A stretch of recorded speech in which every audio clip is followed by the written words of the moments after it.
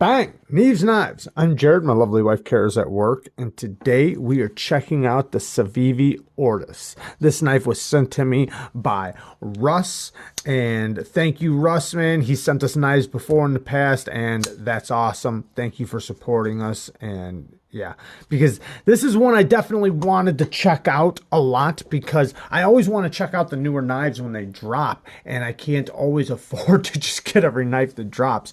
And even though this is a budget knife at only like 40 something dollars, I mean, very cheap. Especially for what you're getting.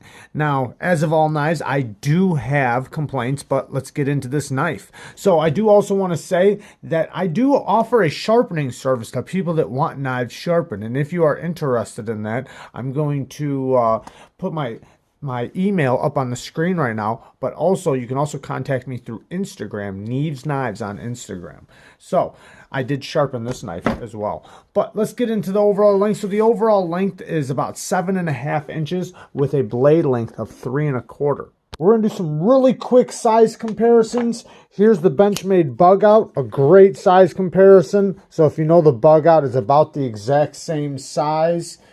Here is the Spyderco Manix 2, a little bit bigger.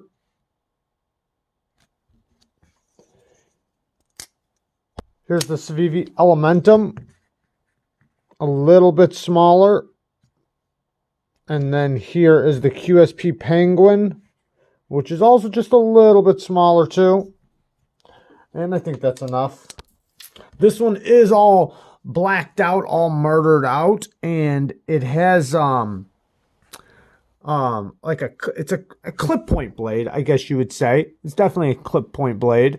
And normally I like my, if I'm going to like a clip point blade, I like the blade to kind of point down just a little bit, or the tip. This one's not bad because of the size, but I do prefer the, sorry for hitting the camera, but I do prefer the tips of the blades to point down just a little bit more, because I like to be able to use them for utility purposes, and I don't want to hit all belly when I do that, when I'm wanting just the tip of my knife. But since it's a little more smaller and compact, and it's not a small knife by no means, I mean, I can get a full grip on it, but it is a hollow ground blade, and the blade stock thickness is nice and thin, so this is definitely a great user. Let's check out the edge really quick. I did use it, and I did sharpen it. But yeah, nice mirrored edge on it. It's kind of a cloudy mirror finish, but it's very reflective, as you can see. And it looks great on this coated blade. Coated blades always look good with a nice mirrored edge on it. Now, this blade steel is the 9CR 18 MOV, and behind the edge thickness is about 15 thousandths. So with the blade stock thickness and that thin of an edge, it has amazing blade geometry, and it cuts so good. I mean, this thing just cuts. Now, the tip is going to be a little bit more petite. You're definitely going to want to be a little careful with it. Now, that being said, it's still a user tip. You can get by with using it and everything. You're just not going to want to pick and pry stuff with it too much. You know, or if, at least if you're gonna, just be a little careful. Now, the ergos, oh yeah, it also has the finger slash sharpening choil on there. We'll get more into that in just a second, but if you really look right here, if my camera will allow it, you can see the thinness of it. Right here, you can really see how thin that is right there. Nice and thin.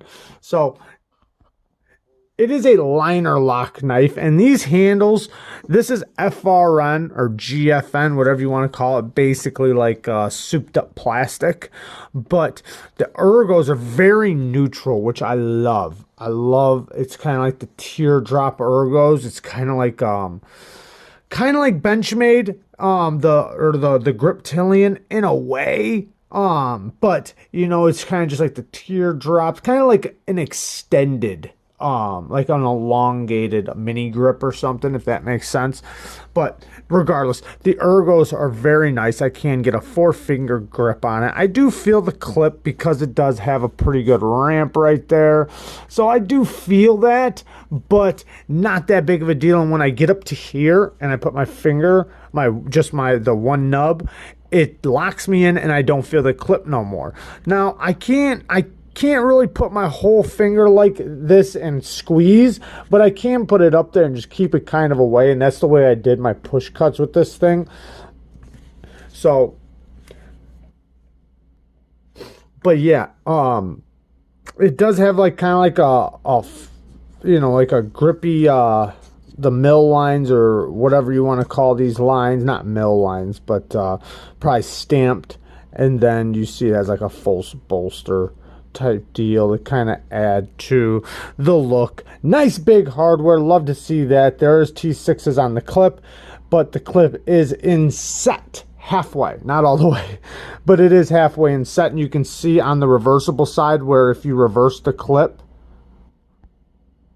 how it's indented right there just a little bit, so the clip sits down in there, and then it has 2 flat screws. I love to see the flat screws.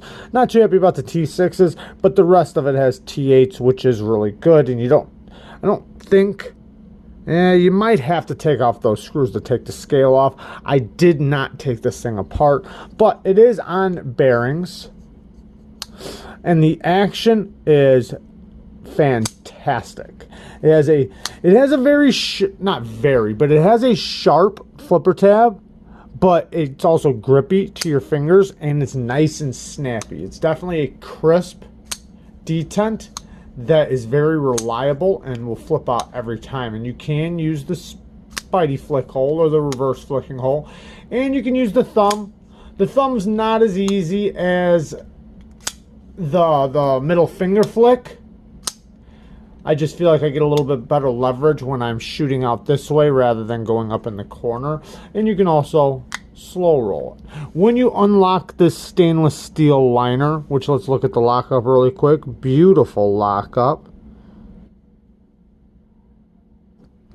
When you do unlock it, it's past the detent, which is very nice. The detent is nice and early. When you unlock it, it's right there. Very early. I love to see that, which is also easy to push past. It almost feels like there's a detent ramp in there, but there is not. Not that I can see, at least. But very easy to pass up. And it's not really drop shutty, but it's definitely a shake shutter where you just give a bunch of little shakes, and if you want to, you can, oop, that was my fault, you can slap shut it with one good slap. Now, cutting with this thing, oh yeah, also, here's the stop pin. The stop pin, you know, it's a stop pin. Not, it's not too small, not too big. It's appropriate for this size knife. Now, using this thing, though, man, it works so good. One, the ergo, you can see I oiled it. One, the ergos work really good. And then two, there's no jimping on anywhere, which is nice. The backspacer is some more FRN, you know, in between the liners. And it does have weight relief. But it just feels really good and comfortable in the hand, you know. And you get the right amount of leverage. You know, even without the jimping right here, you know, it's still a nice soft spot to lay your finger. And then even up here doing just like little cuts, flipping it around and slicing like that. Now, like I said, I wasn't, you know, excited about using the tip. It worked. I'm not going to say it didn't, but I did have to, you know, crank my wrist in certain positions to actually hit just the tip. You know, like I had to lift up higher than I normally like. And the reason why, and let me explain this really quick, is because when the tip's pointing down, let me just get a little knife really quick. Here's the React T2500. See how the tip's kind of pointing down? You have leverage at the tip pulling back with your arm muscles. Pulling straight back. You have leverage pushing down and back. When it's up like that, you have to crank your wrist up high. Now you're not getting the leverage pulling back. You're getting leverage pushing down, but not back. So it kind of feels, it makes you feel a little uncoordinated. but that's a preference because I do lots of utility cuts. So if you don't, you do lots of belly cuts.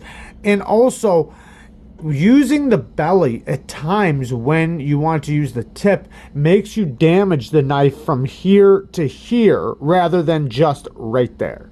So something I could just use the tip for, right? If I use my belly, right, now I've literally used this much of my edge rather than just that much. Do you understand what I'm saying? Hopefully that made sense. But yeah, I love this the finger choil / sharpening choil. I don't care that it's not big enough for me to really wrap around here. It doesn't really bother me too much because I just put my finger in front of it, like I said before. But it also works really good for me to really smash the first nub, and it makes good for sharpening because this thing's sharpened up like a dream. I mean, it took an edge really well. Civivis usually always do. They usually are very evenly ground, and yeah. And it looks fantastic on this knife. The coating, I didn't notice any wear on the coating, but I also only used it enough to, to cut up a bunch of stuff. And, I did use it quite a bit, but, I haven't noticed any wear on the finish yet. And it does already have a knockdown stone-washed finish. So the coating that was on there has been stone-washed already. So it's definitely knocked down to the bare minimum amount. And you could even see kind of like around the edges how it's lighter. That's because it was like tumbled or whatever, after the coating was on there. So the coating that is on there is going to be pretty durable. Now, I'm not saying it's not going to scratch, because it will, especially through a bunch of use. Now, some bad things. I don't like FRN. I think for this price, for $40, they could have put G10 on there. They've done it with a lot of other knives, like the Civivi Praxis. It has G10. I just feel like they could have put G10 on there. I feel like they're kind of cutting corners now. I'm kind of worried about Civivi doing that because I've noticed them doing it a little bit here and a little bit there, and I'm not a big fan of their G10 already. So now they're using FRN. I do not like that. That is a bad for me, in my opinion. If you don't mind FRN, then it's a plus for you, but for me it's a bad. Now, I will say though, this is some pretty good FRN. I almost want to say it's about as good as quality as their G10. I'm just knocking them on their G10, but it's pretty good FRN when it comes to FRN, but I'm just not a huge fan of it. Next thing, so they pocketed the clip, right? Not really though. They gave like not even a half a pocket. They could have countersunk this entire clip. Why put forth the effort for that and not just go the whole way? That to me is half-assed too. You could have sunk that whole clip down. Then you already have the flat screws. I know that that's not much of a ramp to get over, and to be honest, it carries great. So this is definitely a 100. Listen to me, 100% nitpick. It works fantastic. It works great. But I just feel like you're cutting a corner because you're already putting in a slot. Why not just do the whole slot?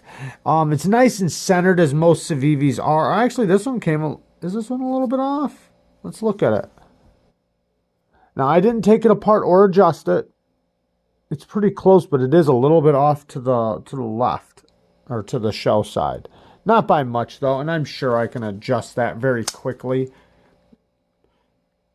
Let's see if we can do that really quick. Yeah, it's back to centered. It just needed a little adjustment. Let's check the action. Still very good. Action still the same. Locked up rock solid. Very solid. The blade is thin, so you are going to feel like you get a little bit of play. It's really just the blade bending a little bit, because like if you look, it's a thin blade. So that does not bother me at all. I actually prefer it a little bit, especially on a knife like this. This isn't going to be a knife I pry with at all. I might scrape with it a little bit, but this is a knife for slicing and cutting, and you want the best cutting performance you can possibly get. Now, I forgot to say the access to the lock bar is very good too. I always mention that. The access to the lock bar is just fine. But going over some more bad things. Why not? Let's do it. So they use the T6s on the clip. Not too big of a deal, but I think you're going to have to take those out to take the scales off. I can't say that 100%, but I'm pretty sure that is the case.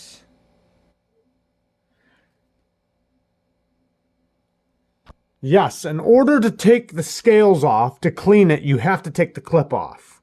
So the clip screws go all the way through the liners. So why not just put T8s on there? It would make it a little bit better. And then you don't have to worry about them stripping out or anything like that. You're already using T8s, and then you'd only have to use one T8 across the board. You could take this whole thing apart with only one hardware, and you don't have to switch hardware. But other than that, you know, those things are nitpicks, and this thing is a fantastic knife. I mean, this thing is an amazing knife. Great in the hand, great ergos. It's not really big, so it kind of fits that category for people that don't like big knives, and it's kind of like a full-size knife for people that don't like big knives. I mean, because it's a 3 1/4 inch blade, so 3.5 to me is like a full-size knife. This is 3 1/4, so it's a little bit, it's like on the medium size end. It's not small, it's not large, it's medium, and I think that that is a great size for a lot of people. It's nice and compact, easy in the pocket, nice deep carry clip. It even sits a little bit deeper than the grip, so like it's gonna disappear in the pocket. Also, I forgot to mention there is a lanyard tube back here, so I like that. That's awesome. It's hidden. It's so hidden. I don't have to worry about that at all. And then in my grip, look where it's at. It's hanging out of my hand. It's not in my hand. When they're back here, they're in my hand. You know, I'm not saying that I would put a lanyard on it, but I'm saying if I did. So this works out good. Now, if you're going to grip it like this, yeah, of course, the lanyard's going to be in your way. But if you do like lanyards, this is a great placement for the lanyard. The stop pin, like I said, I think that's appropriate. So I like to see big stop pins. This is not a big stop pin, but it's also a very light blade.